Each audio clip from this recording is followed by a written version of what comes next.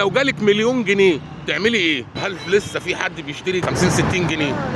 هو بقاله 60 70 سنة، هو كان كفيف. يعني انت زباينك الوحيدين الايام دي هم البوابين؟ هو ده مصدر رزق، وانا ما اعرفش اشتغل اي حاجة الا دي. انا ابيع ممكن ما ابيعش، معايا 7 بنات. انا مستغرب، انا اسف في السؤال. ما اعرفش المليون جنيه دول قد ايه. اسف يا ام احمد، ببيع جاز.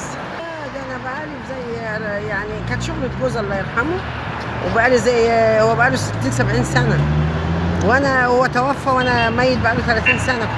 هو كان كفيف، كنت انا بشد العربية وبيزق ورايا، لما توفى بقيت انا اشدها. بس الناس عارفاني، ربنا بيساعد بيرزق، ربنا ما بينساش حد.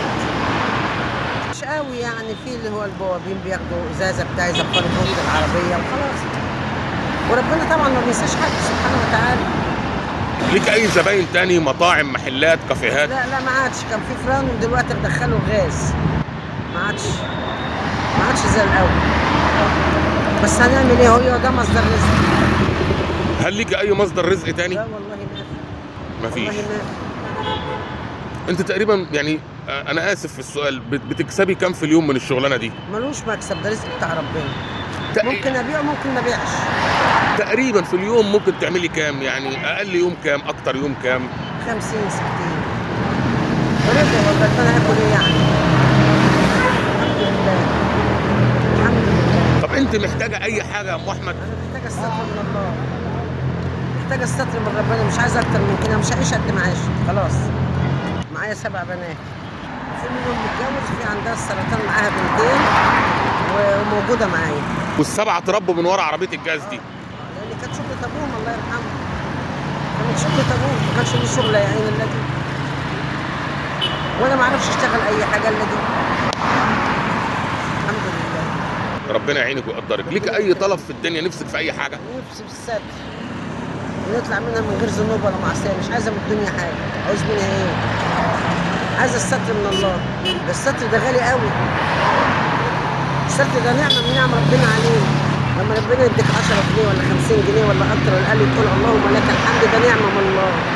بالنسبه عندها كتير ما بتشكروش ولا بتحمده. مش بحس يعني الفكره ان الانسان يعمل عمل خير. الفكره لما ربنا يديك نعمه، يعني بلاش تتبذر قوي، عشان في ناس مش لاقيه رغيف العيش. دور على الناس الفقراء واقف جنبهم، ابني مسجد، ابني اي حاجه، لان الدنيا مش دايما لحد، احنا عايشين عليها طول. الخير ابقى ولا المال اللي ابقى ملوش جيوب، احنا بنطلع منه خلصان. زي ما جينا عالم نطلع منها عراج. هو بيحط لنا الكفن بس عشان هي سترة العوره. لو جالك مليون جنيه تعملي ايه؟ اجيب محل وافتحوا اي حاجه واقعد بقى استريح. لا فرحه، امال ايه؟ لما ربنا يريحني كده واقعد في البيت اصلي فرض ربنا ونصوم ونعبده، احسن من التعب اللي انا فيه ده. رغم ان انا ما اعرفش المليون جنيه دول قد ايه. اسف بس نعمه من ربنا الحمد لله. اول حاجه افكر فيها اخد محل، افتحوا خضار، افتحوا ملابس، افتحوا اي حاجه، سوبر ماركت، اي حاجه. ده اللي هيصرف علينا كلنا.